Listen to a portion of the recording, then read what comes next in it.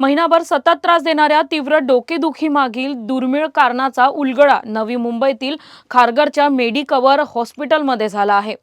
तळोजातील 50 वर्षीय मनोज गुप्ता यांना बसल्यावर किंवा उभे राहिल्यावर डोकेदुखी वाढत होती, तर झोपल्यानंतर ती कमी होत होती।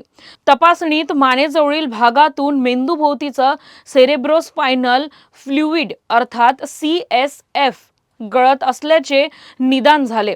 त्यानंतर न्यूरोलॉजिस्ट डॉक्टर पवन ओझा आणि डॉक्टर सुरंजना बसाक यांच्या मार्गदर्शनाखाली एपिड्युरल ब्लड पॅच या शस्त्रक्रियेविरहित प्रक्रियेद्वारे यशस्वी उपचार करण्यात आले। उपचारानंतर अवघ्या काही तासांतच रुग्णांची डोकेदुखी मोठ्या प्रमाणात कमी झाली असून आता ते पूर्णपणे बरे झाले आहेत।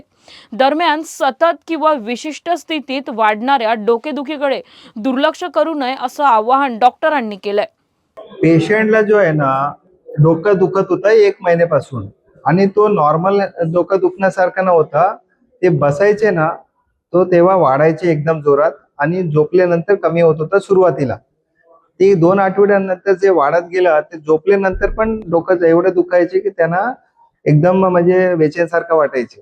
तर या पोझिशन मध्ये त्यांनी सीटी स्कॅन करून घेतला। त्याच्यामध्ये ते आपल्याला समजलं की ब्रेनच्या कवटीच्या भागाच्या मध्ये सबड्युरल हेमॅटोमा म्हणून असा हेमरेज झालेला आहे आणि हे जे हेमरेज आहे त्याचे कारण काय वेगळंच होतं।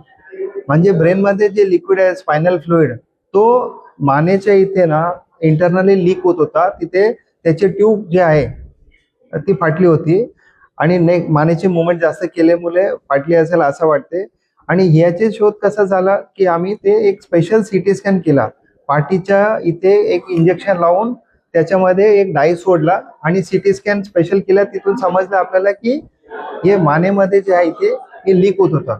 तो लीक जे बंद करायचे जे प्रोसिजर आहे तो ऑपरेशन थिएटर मध्ये घेऊन गेल्यानंतर त्या प्रोसिजर केल्या। त्याला आम्ही सांगतो epidural blood patch. Epidural blood patch म्हणजे काय असते, ते पेशंटचा ब्लड घेतो आम्ही आणि स्पायनल फ्लुइड मध्ये जे नीडल टाकलेली आहे त्याच्यामध्येच इंजेक्ट करतो। तो तिथून जो आहे ना तो ब्लड इथे मानेपर्यंत पोहोचला आणि तिथे ते लिकेज त्यांनी बंद केली। असा एक प्रोसिजर केल्यानंतर पेशंटला एका दिवसात चांगला फरक पडला आणि 2-3 दिवसामध्ये ऑलमोस्ट 99% ते त्यांचा हेडेक दुखणं एकदम कमी झाला।